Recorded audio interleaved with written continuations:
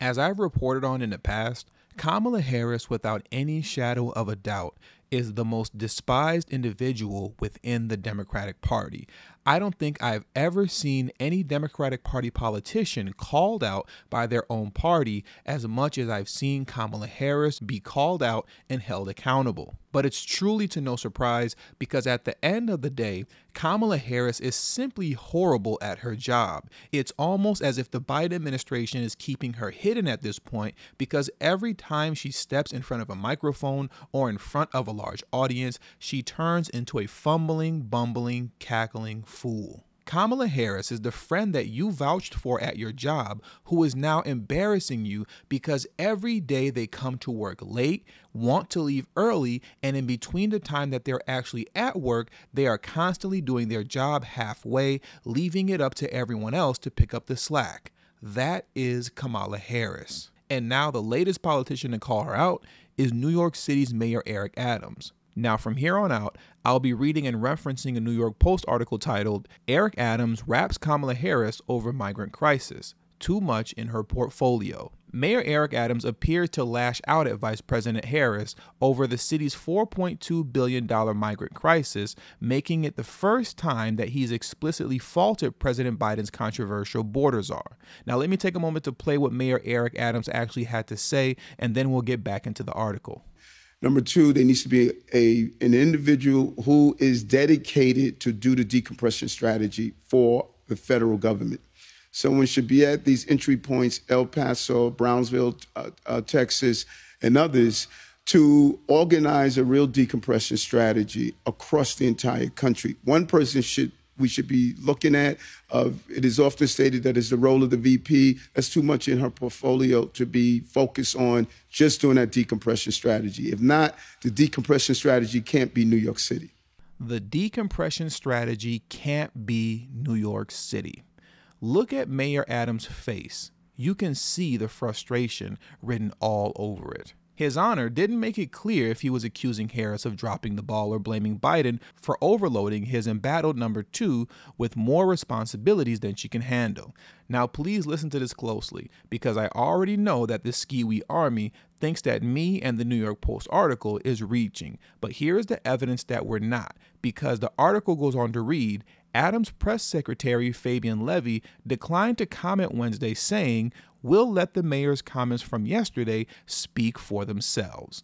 Understand, the role of the press secretary essentially is to speak on behalf of the elected official. Mayor Eric Adams' press secretary was given an opportunity to clarify his comments towards Kamala Harris, to which he could have easily stated that you guys are reading too deep into Mayor Adams' statement, and that he absolutely has no issue with Vice President Harris. But he didn't do that, did he? Instead, when he was asked for clarification, the press secretary chose to state that "We'll let the mayor's comments from yesterday speak for themselves." Translation, he said what he said, and he's clearly not walking it back. Now let's get back into this article. Now let's continue reading. But a source with knowledge of Adams' contacts with the White House and his thinking described the mayor as fed up with Harris. It's been frustrating to not have a point person on topic that's senior enough to make adjustments in response to the crisis on the ground. The main contact has been the Department of Homeland Security, the source said. Harris's office didn't immediately return a request for comment. Congressional Republicans seized on the apparent division between some of the country's highest profile Democrats. The Biden administration has created the worst border crisis in our nation's history, and the buck stops there, U.S. Representative Claudia Tenney said. The vice president has proven incompetent and lacks the leadership skills to combat the catastrophe that threatens the security of our taxpayers and legal residents daily. Tenney also accused Adams of pouring gasoline on the fire by accommodating illegal immigrants and begging for billions of dollars to feed, house, and care for them at the expense of taxpayers of New York. U.S. Representative Nick Langworthy, who's also the state GOP chairman, said of Adams, "It's Joe Biden's open borders policy that he's complaining about. The fish rots from the head down, and this administration has proven they'll never get serious serious about securing our border, whether it's hapless border czar Kamala or anyone else, he said. Biden appointed Harris in March of 2021 to lead his administration's efforts to stem the surge of migrants across the southern border, but she quickly came under fire from Republicans for not immediately visiting the region. She finally made a trip 3 months later, shortly after former President Donald Trump announced he'd be touring the border with Republican Texas Governor Greg Abbott. Harris's tenure as vice president has also been marred by a series of gaffes and the resignation of top staffers, with Politico quoting a source who said people feel treated like SHIT by Biden's number 2,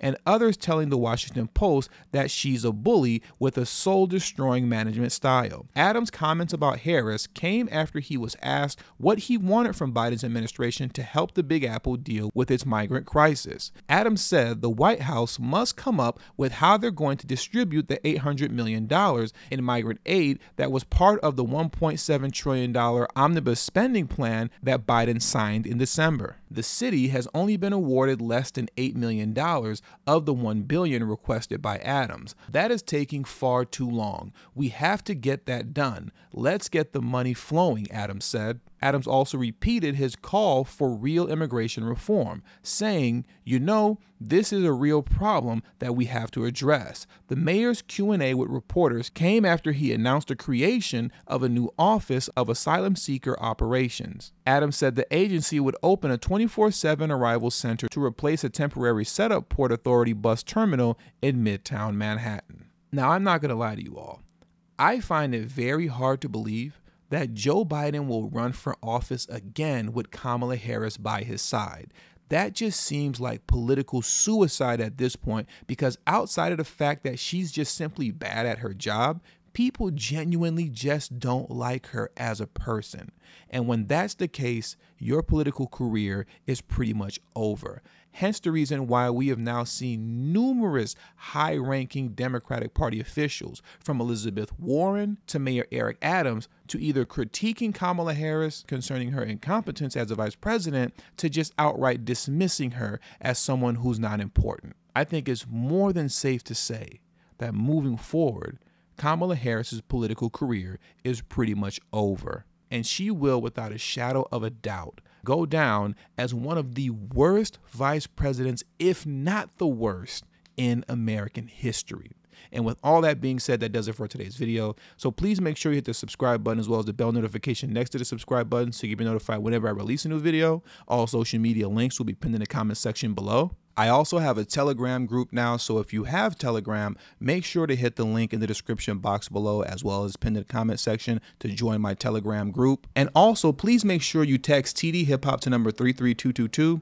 That's tdhiphop to number 33222. That way you'll get a text notification whenever I release a new video, but it also serves as an insurance plan for myself, so in case YouTube ever gives me the axe, I'll be able to send you a direct link to where you can find me next. And last but certainly not least, for those of you who have a love and appreciation for the work that I put in on this channel, the #1 way you can show your support is through Patreon. For only $3 a month, that will help put me in position to take TD Hip Hop Media off of YouTube. Remember, the goal is not to grow big on YouTube, but to grow independent of YouTube. And for those of you who have issues with joining Patreon, you can also hit the join button that's next to the subscribe button, and that way you can become an official channel member for as little as $3 a month as well. And lastly, if you haven't already, please make sure you join the emailing list. There is no way that I can go independent of YouTube if I cannot take the audience with me. And the link to that will be pinned in the comment section as well.